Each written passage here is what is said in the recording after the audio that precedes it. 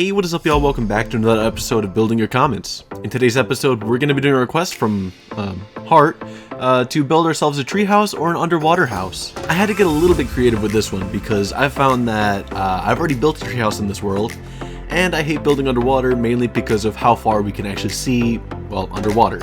We can't see very far, and that's the issue. So I decided to go a little bit more creative and try to take this down another road, which would be building a coral-themed house. And hopefully this will be interesting enough. I'm going to be talking a little bit less during this episode, but hopefully y'all still enjoy it. Now excuse me while I go kill the squid, and let's move on to some encounters that my friend Tommy had with myself when he joined my world last night, when I wasn't expecting it, I guess. Yeah, let's see it. A wild Tommy has appeared.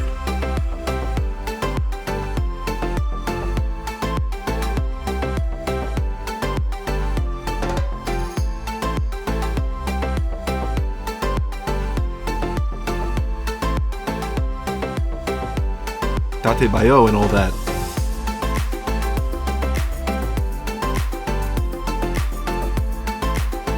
KO!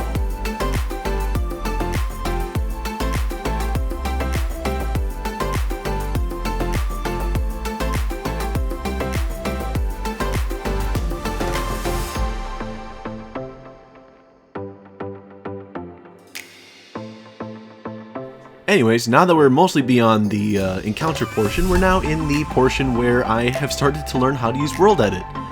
So, Tommy decided to tell me last night that apparently there's a version of World Edit on Bedrock, and I didn't know anything about it. And this video, it's on its own, already took me about, I don't know, around 5 to 6 hours at this point, and I think I was already planning for another 4 or 5 because of the terraforming of the island, because that part was taking forever.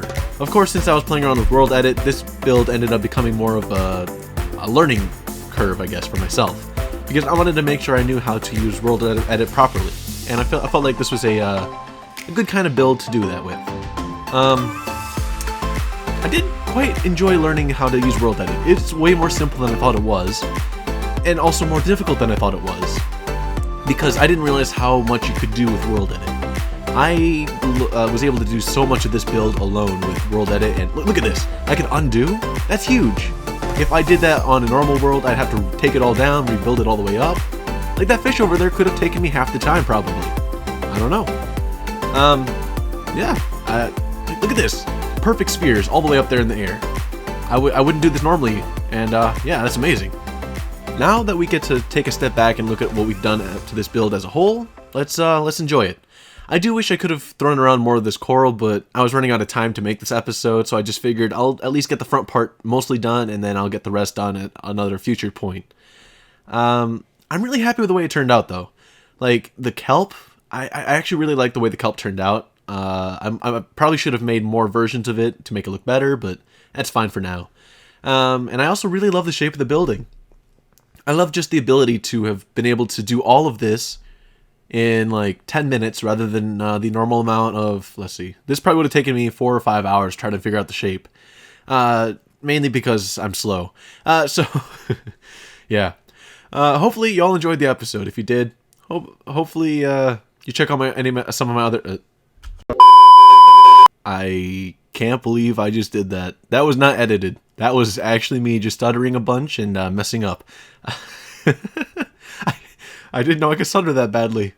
The more you know, I guess. I don't normally stick those kind of things in the video because I edit them out because it's embarrassing for me. But that one was just too good. I had to include that. But anyways, thank you all for watching. And of course, have a good one.